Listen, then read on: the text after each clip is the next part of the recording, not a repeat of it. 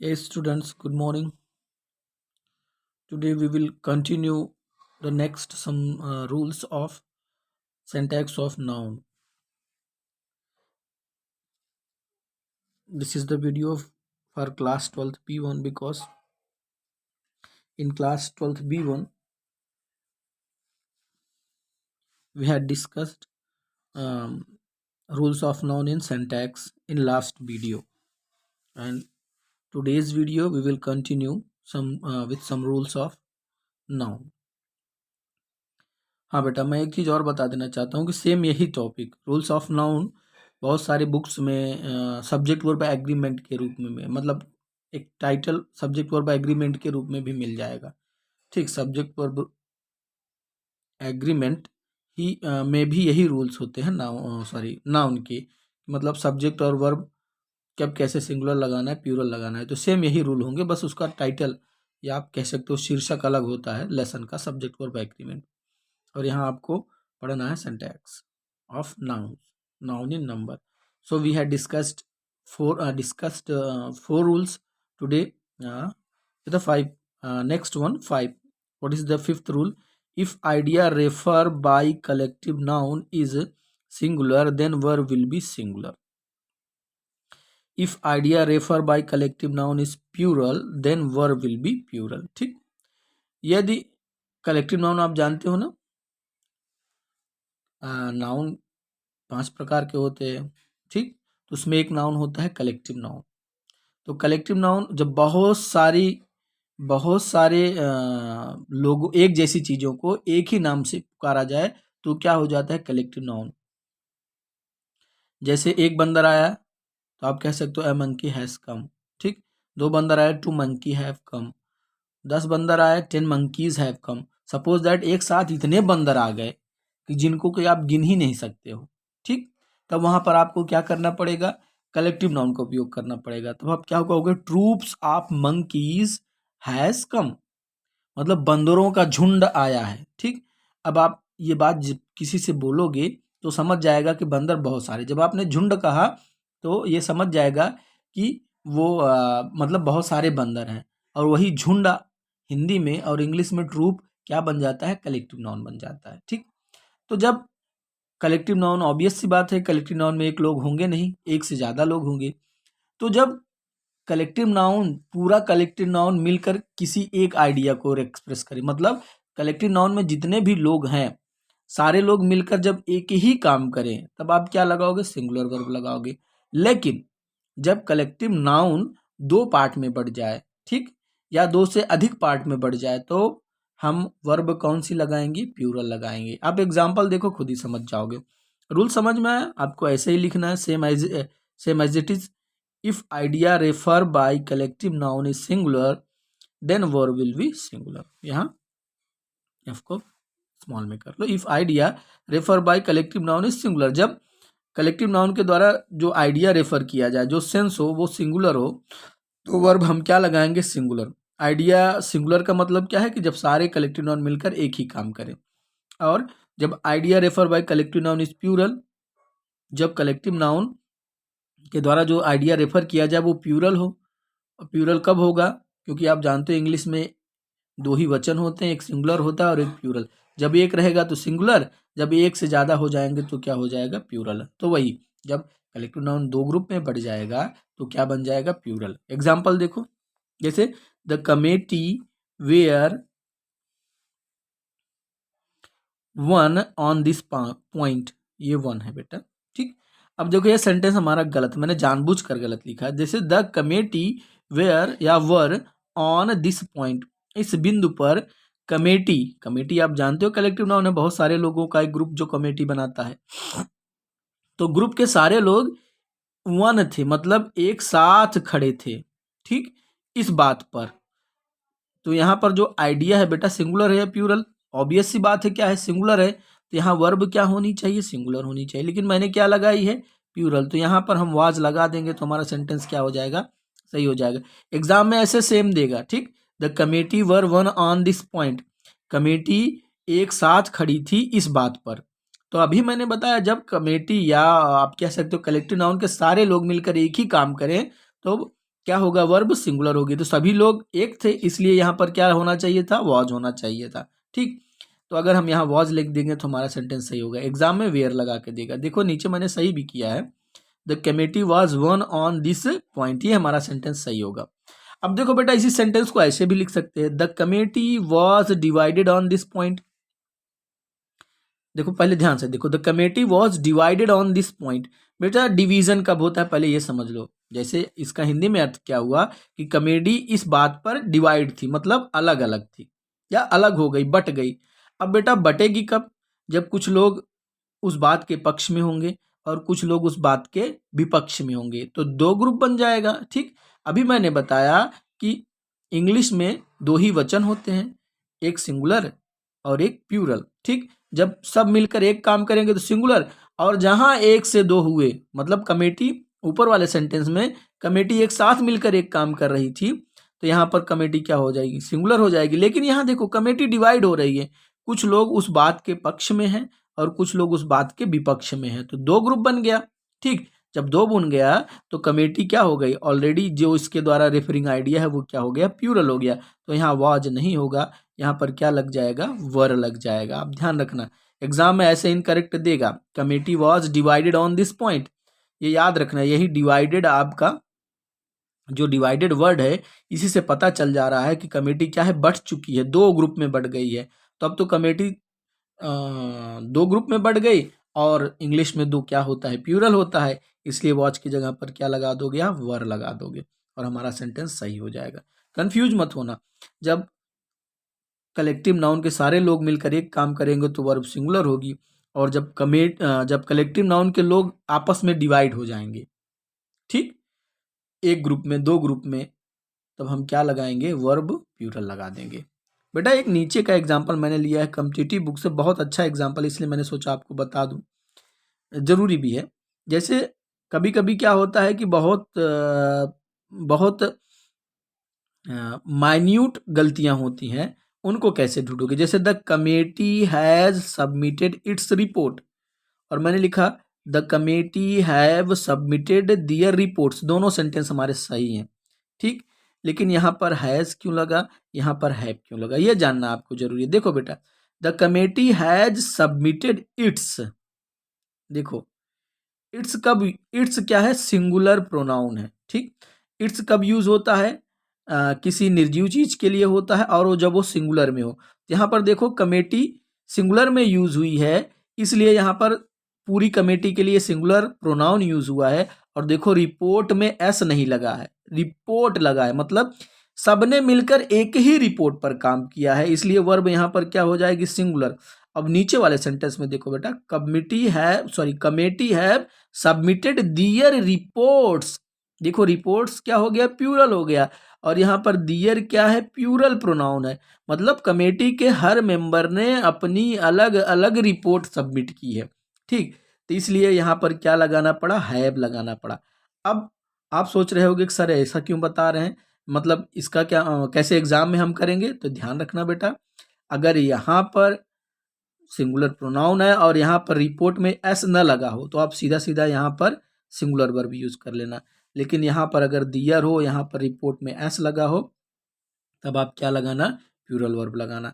या आपके दिमाग में ये भी क्वेश्चन आ सकता है कि सपोज दैट यहाँ पर सिंगुलर प्रोनाउन हो लेकिन यहाँ पर एस लगा दिया जाए, तब आप क्या करोगे। ठीक, तो आपको क्या करना है, अगर यहाँ पर सिंगुलर प्रोनाउन है, यहाँ पर एस लगाया गया है, तो आप दो तरह से सेंटेंस को सही कर लेना। ठीक, यहाँ से यस हटाकर यहाँ पर हैज की जगह, सॉरी हैव की जगह क्या लगा देना, हैज लगा देना। ठीक, या तो ऐसा करना, सॉरी, हाँ, जैसे यहाँ पर यस लगा है, ठीक, तो यहाँ पर ये प्रोनाउन हटाकर यहाँ दियर लगा देना, सेंटेंस आपका सही हो जाएगा, क्योंकि यहाँ ऑलरेडी क्या है, प्लूरल वर्ब लगी है। या आप एक तरह से और कर सकते हो, यहाँ पर सिंगुलर प्रोनाउन है तो यहाँ से यस हटा देना और यहाँ पर सिंगुलर वर्ब लगा देना, तब भी सेंटेंस हमारा क्या हो जाएगा, सही हो जाएगा। ठीक, तो चलते हैं अगले रूल पर। रूल नंबर 6 देखते हैं। Some nouns look like plural but they are singular in meaning, so we use singular verb with them. ठीक, कुछ नाउन ऐसे होते हैं जो देखने में प्लूरल होते हैं, मतलब उनके लास्ट में एस आता है, तो हमें जनरल सी बात है, सामान्य सी बात है कि हमको बताया गया कि जब नाउन के लास्ट में एस आता है तो प्लूरल होते हैं, इसलिए मैंने लिखा है कुछ नाउन देखने में तो सिंगुलर सॉरी प्लूरल होते हैं, लेकिन उनकी मीनिंग क्या होती है, सिंगुलर होती है, इसलिए उनको हम सिंगुलर वर्ब के साथ यूज करते हैं। एग्जाम्पल मैंने लिखा है जैसे सिविक्स, देखो लास्ट में क्या आया, एस आया। इकोनॉमिक्स लास्ट में क्या आया, एस आया। फिजिक्स आप पढ़ते हो, उसके लास्ट में क्या आया, एक्स आया। मैकेनिक्स लास्ट में एस आया। मैथमेटिक्स लास्ट में एस आया। न्यूज लास्ट में एस आया। और इनिंग्स लास्ट में एस आया। इनिंग आप जानते हो ना, टेस्ट मैच में जो फर्स्ट इनिंग सेकंड इनिंग होती है, सबके लास्ट में एस आता है, लेकिन इनकी मीनिंग क्या है, सिंगुलर। आप जानते हो सिविक्स एक सब्जेक्ट का नाम है, इकोनॉमिक्स एक ही सब्जेक्ट का नाम है, फिजिक्स एक सब्जेक्ट का नाम है, मैकेनिक्स एक ही आप मैकेनिक्स सब्जेक्ट का नाम है, हाँ अभियंत्रिकी जिसको कहते हैं हम, ठीक। मैथमेटिक्स है, न्यूज है और इनिंग्स है, सब एक है। अब देखो हमारा सही सेंटेंस क्या है, सॉरी हमारा सही सेंटेंस क्या है, फिजिक्स आर डिफिकल्ट सब्जेक्ट, ये क्या है हमारा गलत सेंटेंस है, ठीक। ऐसे एग्जाम में पूछेगा, ठीक। यहाँ पर एस लगा देगा, यहाँ पर आर लगा देगा और आपसे कहेगा कि गलती ढूंढो या इस सेंटेंस को सही करो। सही करना है तो आप क्या करना है, यहाँ से यस हटाना है, आर की जगह क्या लगा दोगे, इज, हमारा सेंटेंस क्या हो जाएगा, सही हो जाएगा। Physics is a difficult subject. वैसे पढ़ने में भी आप सही कर सकते हो, जो इंग्लिश अच्छे से जानते हैं, या आप भी physics are a difficult subject, सीधी सी बात है पढ़ने में ही गलत लग रहा है तो ये इजीली हम लोग इसको सही कर लेते हैं। बेटा इसका एक एक्सेप्शन है, मैं आपको बता देता हूं। जब इन सारे सब्जेक्ट्स के नाम के पहले, सब्जेक्ट के पहले द आ जाए या कोई भी पॉजेसिव एडजेक्टिव आ जाए, जैसे हिज, हर, माई, ठीक। जब इन सब्जेक्ट के नाम के पहले द आ जाए या तो कोई भी पॉजेसिव एडजेक्टिव हिज, हर, माई आ जाए तो ये क्या हो जाते हैं, प्लूरल हो जाते हैं। इनको ध्यान में रखना। जैसे अगर लिखा जाए द मैथमेटिक्स आर गुड, तब आपका सेंटेंस सही हो जाएगा। हिज मैथमेटिक्स आर गुड, तब भी सेंटेंस आपका सही हो जाएगा। लेकिन इन सब्जेक्ट के नाम के पहले कोई भी पॉजिटिव एडजेक्टिव या द नहीं आता है तो ये हमेशा क्या होंगे, सिंगुलर होंगे, याद रखना। चलते हैं अगले रूल पर। Rule number 7, the noun that have two parts are, ये आर यहाँ होना चाहिए, are always used in plural. ऐसे नाउन जिनमें दो पार्ट होते हैं वो हमेशा प्लूरल में यूज होते हैं और उनके लास्ट में एस अवश्य आता है, ठीक। जब उन नाउन को लिखते हैं हम, उनकी स्पेलिंग, उनकी वर्तनी, तो हम एस अवश्य लगाते हैं और वो हमेशा प्लूरल में यूज होते हैं। एग्जाम्पल्स मैंने लिखा है, देखो स्पेक्टेकल्स। स्पेक्टेकल्स मतलब चश्मा। चश्मे में दो पार्ट होते हैं ना बेटा, एक मतलब दो आंखें हैं हमारे पास, तो चश्मा दो पार्ट में बनता ही बनता है। आगे आते हैं सीजर्स। सीजर्स मतलब कैंची। कैंची में भी दो पार्ट होते हैं ना बेटा, एक उंगली में फंसाने के लिए एक पार्ट, दूसरी उंगली में फंसाने के लिए दूसरा पार्ट। टोंग्स, टोंग्स मतलब चिमचा, आपने देखा होगा ना चिमटा, चिमटे में भी दो पार्ट होते हैं। आल्म्स, ये बेटा कोई इंस्ट्रूमेंट नहीं है, भिक्षा है, जो भिखारी जो हम लोग भीख देते हैं उसी को क्या कहा जाता है, आर्म्स। तो आर्म्स में भी आप देखोगे तो दो ही पार्ट हैं, एक देने वाला और एक लेने वाला, ठीक। रिचेज मतलब धन, ये हमेशा प्लूरल में होता है, ऐसा कोई लॉजिक नहीं, दो पार्ट इसमें।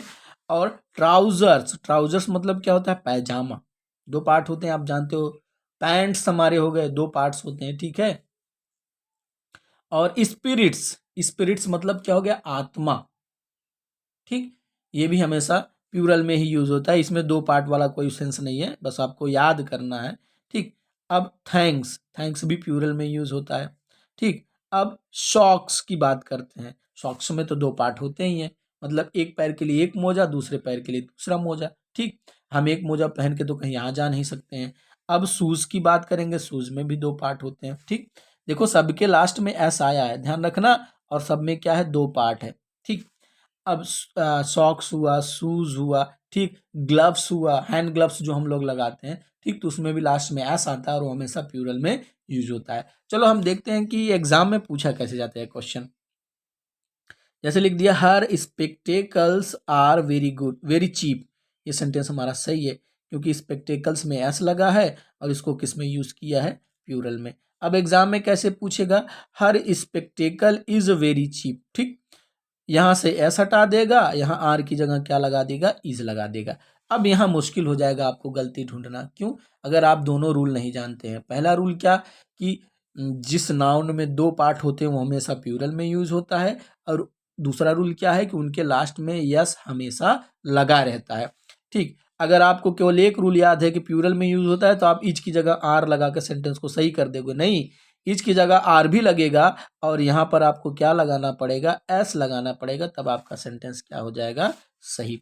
जैसे माई सीजर इज डल। ठीक, माई सीजर इज डल। अब आपको रूल अगर नहीं पता है तो सेंटेंस आपको गलत नहीं लगेगा। रूल क्या है, सीजर में दो पार्ट होते हैं तो सीजर में आपको क्या लगाना है, एस लगाना है, और इज की जगह आपको क्या लगाना है, आर लगाना है, और आपका सेंटेंस हो गया सही। ठीक, अब do you have hand gloves मैंने लिखा है। ठीक, अब देखो ऐसे सेंटेंस गलत नहीं लग रहा है, लेकिन सेंटेंस गलत है।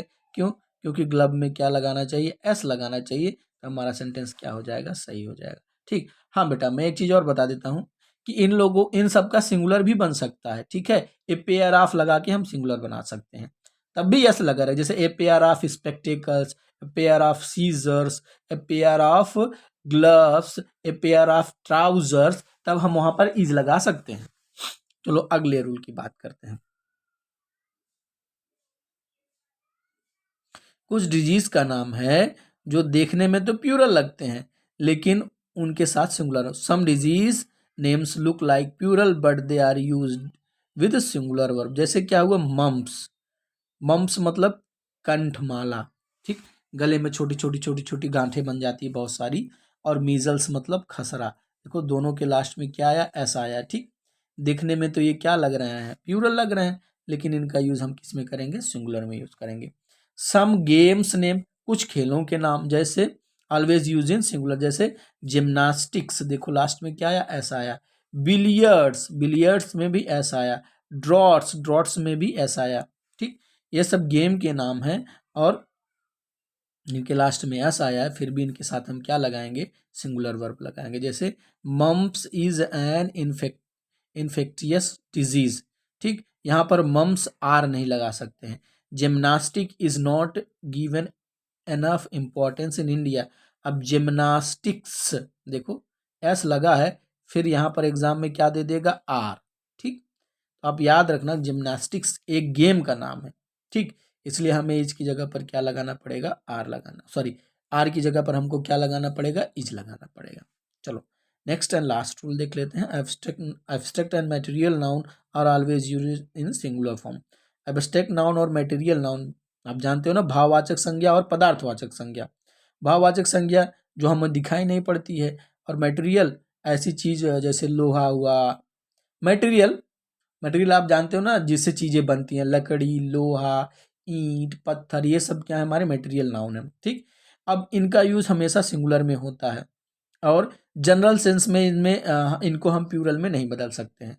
जनरल सेंस मीन्स मतलब जहाँ पर जैसे हमने लिखा गोल्ड इज प्रीसियस मेटल। ठीक, तो गोल्ड जो यहाँ पर हमने बोला वो संसार के सारे सोने के लिए हो गया ना, तो ये जनरल सेंस हो गया। अब यहाँ ये हम नहीं कह सकते गोल्ड्स आर प्रेसियस मेटल। ठीक, क्योंकि गोल्ड का यूज जनरल सेंस में हुआ। जब किसी विशेष सेंस में यूज करेंगे तब हम उसको प्लूरल में बदल सकते हैं, वो मैं बताऊंगा। पहले हम देख लेते हैं कुछ एग्जांपल। जैसे कॉपर हुआ, काइंडनेस हुआ, ये एब्स्ट्रैक्ट नाउन है। ठीक, टिन हुआ, एंगर हुआ, सिंपैथी हुआ। ठीक, ये सब क्या है, एब्स्ट्रैक्ट नाउन है। क्योंकि काइंडनेस, दयालुता हमें बेटा महसूस होती है, कहीं दिखती है नहीं ना। एंगर, जैसे एंगर एक एग्जांपल हो, एब्स्ट्रैक्ट नाउन है, वो हमको जो है दिखता नहीं है, केवल महसूस होता है। अगर गुस्सा हमको दिखे तो एक अच्छी सी बात रहेगी ना कि हम गुस्सा दिखे उसको मार के घर छोड़ के हम जाए बाहर, क्योंकि गुस्से से तो हमारा काम बहुत गड़बड़ होता है। ठीक, जैसे हम पेन की बात करते हैं, दर्द, तो ये भी क्या है, एब्स्ट्रैक्ट नाउन है। दर्द हमको दिखता है नहीं, केवल महसूस होता है। अगर दर्द दिखाई पड़े तो उसको पकड़ के बाहर कर दें हम अपने शरीर से, तो हमें दर्द होगा ही नहीं, हमारी जिंदगी तो बड़े अच्छे से बीतेगी। ठीक, तो जो हमें नहीं दिखाई देता वो एब्स्ट्रैक्ट नाउन है, और वो पदार्थ जिनसे चीजें बनती हैं वो क्या होता है, मटेरियल नाउन होता है। जैसे सिंपैथी, सहानुभूति दिखाई नहीं देती, हमें महसूस होती है। वाटर, पानी, material noun. Milk, material noun. Rice, material noun. Iron, material noun. Wheat, गेहूं, material noun. Brick, material noun, stone material noun. अब एग्जांपल देखो, my sympathies are with poor, the poor, ठीक। अब सिंपैथीज देखो, सिंपैथीज, सिंपैथीज में exam में same ऐसे पूछेगा, सिंपैथी को प्लूरल में बना देगा और उसके साथ आर लगा देगा। अगर आपको पता है कि सिंपैथी क्या है, एब्स्ट्रैक्ट नाउन है और इसका प्लूरल नहीं बनता, तो आप सेंटेंस को इजीली सही कर लोगे। सिंपैथी में आई ई एस हटा के क्या लगा दोगे, वाई, और आर की जगह क्या लगा दोगे, इज। हमारा सेंटेंस क्या हो जाएगा, सही। अब ये बड़ा अच्छा एग्जाम्पल मुझे लगा, इसलिए मैंने ले लिया। जैसे this house is made of BRICS and stones. पढ़ने में सेंटेंस बिल्कुल भी गलत नहीं है, क्योंकि घर में एक ईंट नहीं लगती, बहुत सारी ईंट्स लगती हैं, और एक पत्थर नहीं लगते, बहुत सारे पत्थर लगते हैं, ठीक।